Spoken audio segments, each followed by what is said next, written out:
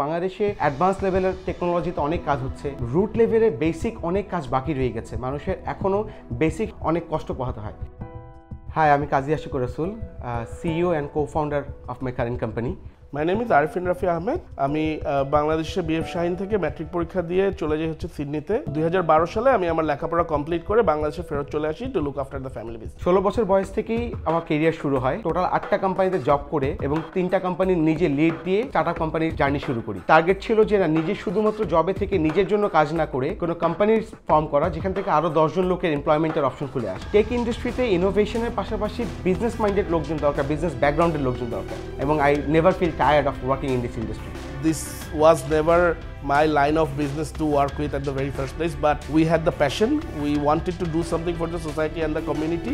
আমার বাপ মা আসলে আমাকে কখনো নতুন কিছু ট্রাই করতে বাধা দেয়নি। তারা সবসময় এনকারেজ করেছে নতুন কিছু চেষ্টা করার জন্য, এবং আমার মনে হয় তারা বিশ্বাস করেছে যে আমার দ্বারা ভালো কিছু করা পসিবল হবে। They had that trust on me. Shark ট্যাঙ্কের যখন প্রথম পোস্টটা দেখতে পারি, সেই সময় আমি এবং আমার co-founder দুজনই দুবাইতে ছিলাম। তো পোস্টটা দেখার পরে আমরা খুব ইন্টারেস্টেড ফিল করলাম যে এত বড় একটা ইন্টারন্যাশনালি রেকগনাইজ একটা টিভি শো বাংলাদেশে প্রথম লঞ্চ হচ্ছে, should we do something about it or not. আমাদের বিশ্বাস ছিল যে শার্ক ট্যাঙ্কে যে ইনভেস্টাররা আসছে, বাংলাদেশে যারা শার্ক এসে ইনভেস্ট করার অপরচুনিটি যাদের আছে, তাদের কাছে আমরা আমাদের মতো যদি বিজনেস প্রেজেন্ট করতে পারি, they will be more interested to invest in other startup including ours. What we want to do in future is আমরা এই টেকনোলজিগুলিকে আরো অ্যাডভান্স ফর্মে বাংলাদেশের সব জায়গায় ছড়িয়ে দিতে চাই, এবং we want to take to a further level.